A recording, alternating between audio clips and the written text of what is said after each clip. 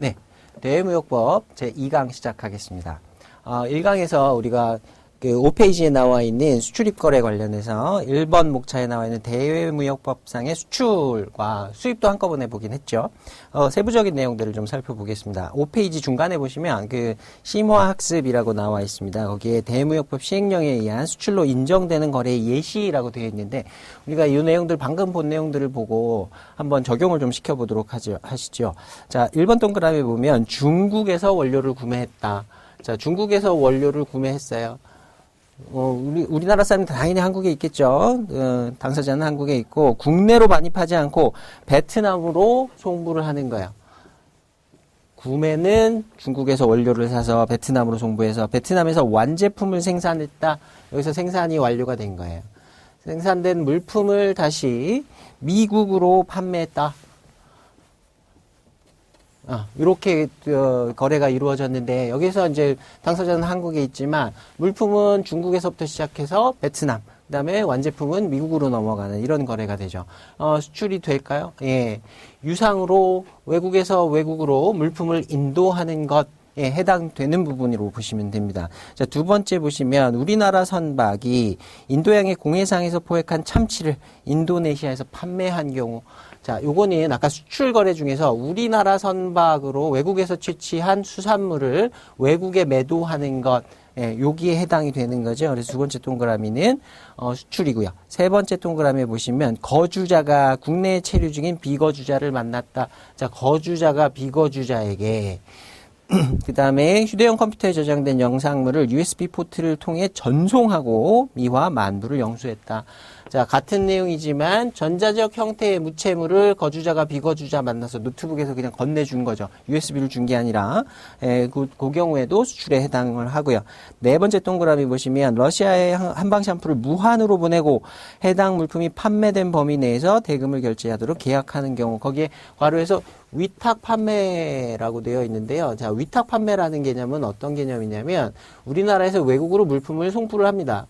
자, 물품 송부를 한 다음에 물품을 일반적으로 수출을 할 때는 대금을 받고 물품을 수출을 하게 되겠죠. 근데 이 경우는 물품을 일단 보내는 거예요. 물품을 보낸 다음에 그 매수인에 해당하는, 여기서 이제 수탁자라고 우리가 부를 수 있는데, 수탁, 그 물품을 맡아둔 사람이 물품을 최종 소비자에게 판매한 거예요. 판매하면 판매하고 나서 그 대금들을 나중에 결산을 해주는 겁니다. 이런 거래를 위탁 판매라고 부르는데 일반적인 거래하고 조금 다른 거래에 해당이 되죠. 근데 이것도 역시 수출 거래, 대금을 받았기 때문에 이것도 역시 수출 거래에 해당이 되는 항목으로 이해를 해두시면 됩니다.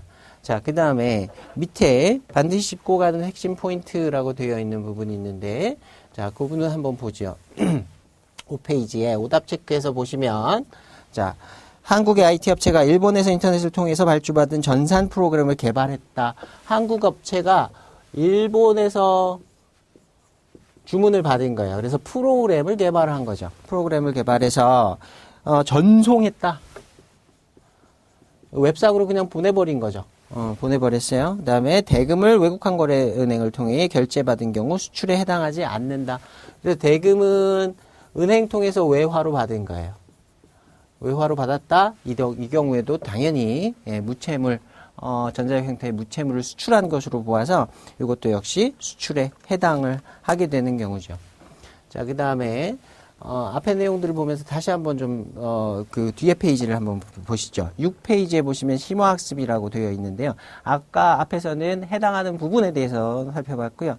두 번째 여기서 보실 거는 수출로 인정되지 않는 거래의 예시예요. 한번 하나씩 봅시다. 1번 동그라미 보시면 중국 청도에서 의류를 구매했다.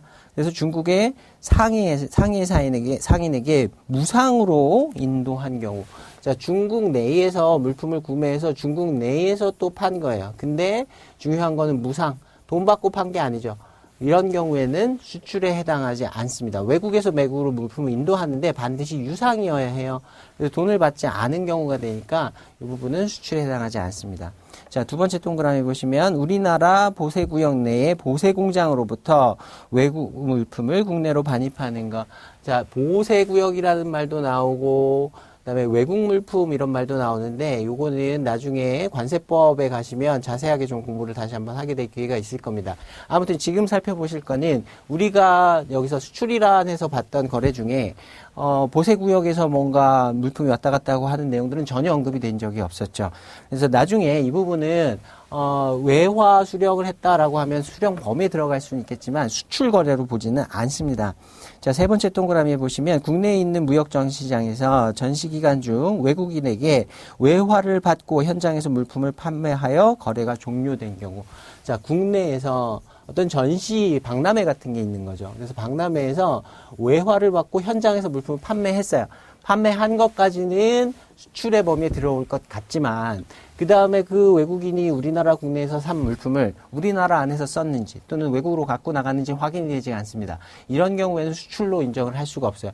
물품이 국내에서 외국으로 일단 이동하는 어떤 절차가 필요한데 그 부분은 없었다는 거죠. 그래서 만약에 나중에 이 부분을 구매한 물품을 외국으로 가지고 나갔다라고 하면 이동이 확인이 된다고 하면 수출로 볼 수 있겠지만 이 문장 안에서만은 판단할 때는 수출로 보기가 어렵습니다.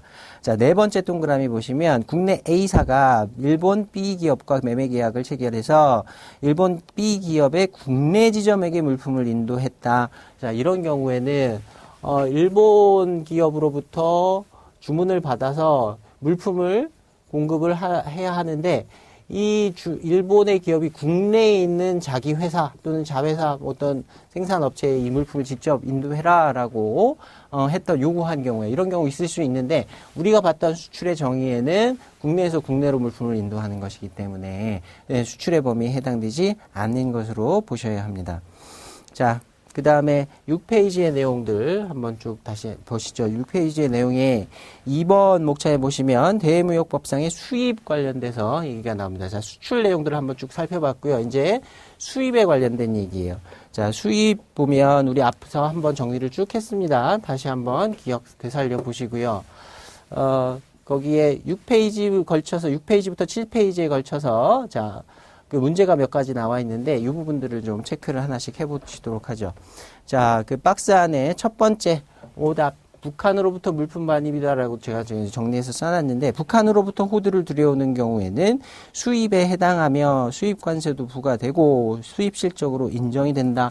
자, 아까 북한은 우리나라 무역법상으로는 외국으로 안 본다 그랬어요. 그래서 북한으로부터 물품을 수입했다라고 얘기 안 하고요. 물품을 반입했다라고 얘기합니다. 이런 경우에는 수출 수입으로 보지 않아요. 그리고 실적으로는 근데 인정을 해줘요. 수입한 부분 또 반출한 부분에서 수출 실적으로 인정은 해주긴 하지만 수입 자체로 보진 않습니다. 자, 그 다음에 두 번째 거 보죠.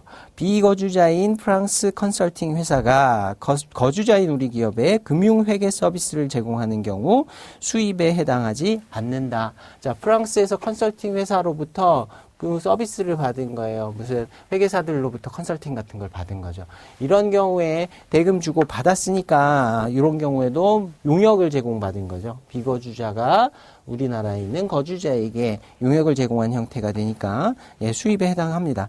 자, 그 다음에 세 번째 거 보시죠. 말레이시아 쿠알라룸푸르에서 생산한 충전기를 국내 기업의 북경 법인에 무상으로 인도한 경우 자, 외국에다가 말레이시아에서 물품 만들어 가지고요. 그다음에 우리나라의 중국 법인에다가 인도해라. 우리나라 땅을 밟진 않았어요. 우리나라 회사가 주체가 돼서 계약을 진행했지만 중국으로 바로 넘어가면서 여기서 문제가 되는 건 뭐냐면 무상으로 인수했다.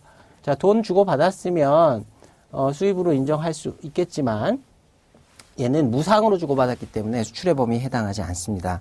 자, 7페이지의 마지막에 보시면 7페이지 맨 위에 국내에 있는 회사가 일본의 수출상과 물품 구매 계약을 체결하고 자, 국내에 있는 회사가 일본에서 물품을 사서 파는 업자한테 물품을 판 거죠.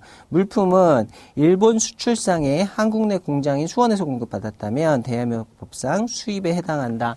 자, 주문은 해놓고 물품은 직접 국내에서 인도해라 라고 한 거예요. 그런 경우에는 외국에서 외국으로 물품이 인도된 게 아니죠. 우리나라 안에서만 물품이 이동했기 때문에 수입으로 보지 않습니다. 자, 그 다음에 그 밑에 7페이지 중간에 이제 상단에 보시면 심화학습에서 무역으로 인정하는 용역의 의미 되어 있는데요. 우리 아까 앞부분에서 봤을 때 용역 관련된 얘기들을 쭉 했었습니다. 앞에서 제가 그 법령 하면서 나오면서 대통령령으로 정하는 용역 해가지고 여기에 내용들을 쭉 한번 봤었어요. 예, 요거 혹시 기억이 나실지 모르겠는데 방금 한 거니까 예, 그 부분 가지고 한번 보겠습니다. 같이 내용을 보지는 않고요. 거기에 나와 있는 자 오답으로 한번 체크를 해보시죠. 자 7페이지 중간에 있는 그 오답 한번 보겠습니다. 자, 임대업은 무역거래의 대상으로서 대외무역법규로 정하는 용역의 범위에 해당하지 않는 반면 연예 매니지먼트업은 용역에 해당한다라고 되어 있는데요. 자, 임대업은 해당되지 않는다라고 되어 있는데 여기 분명히 임대업이라고 되어 있어요. 그래서 해당하는 겁니다. 자, 수입 쪽에 저희 무역의 물품 등에 해당을 하는 거고요.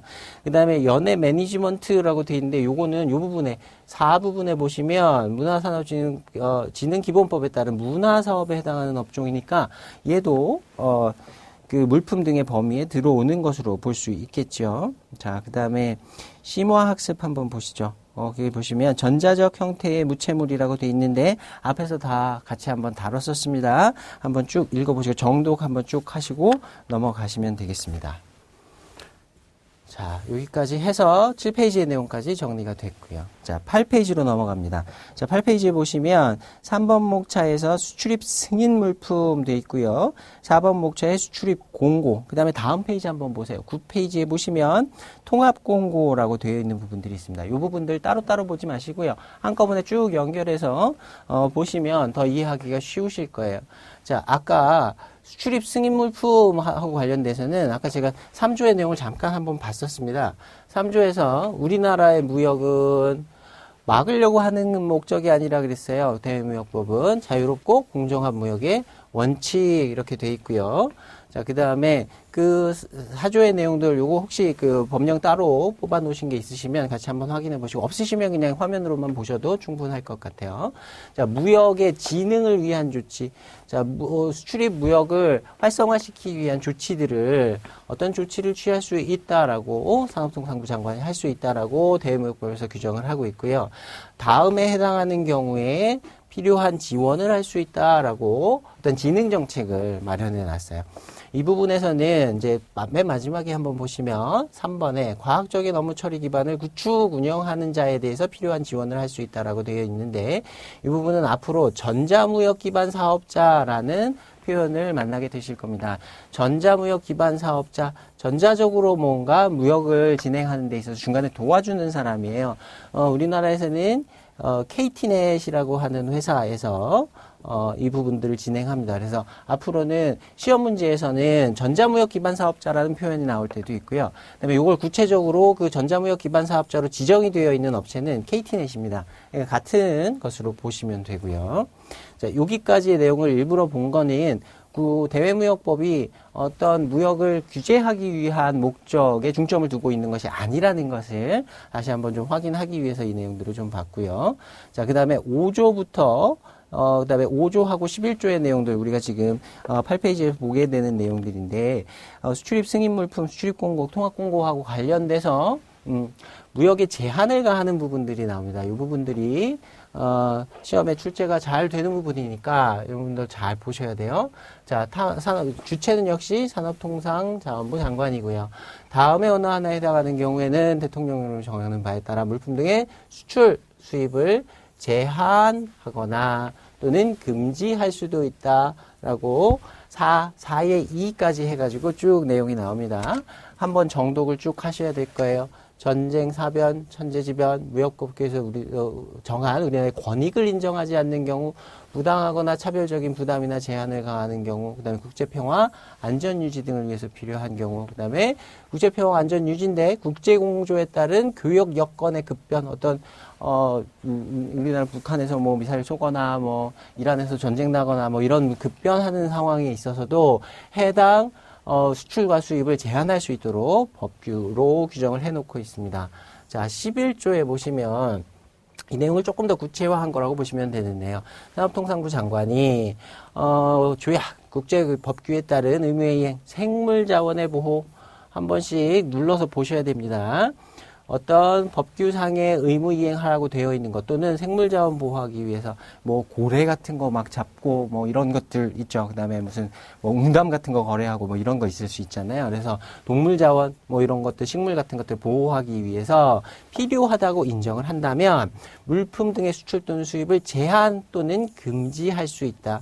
그러니까 모든 물품 다 사고 파는 게 다 이렇게 허가가 되어 있는 건 아니라는 거예요.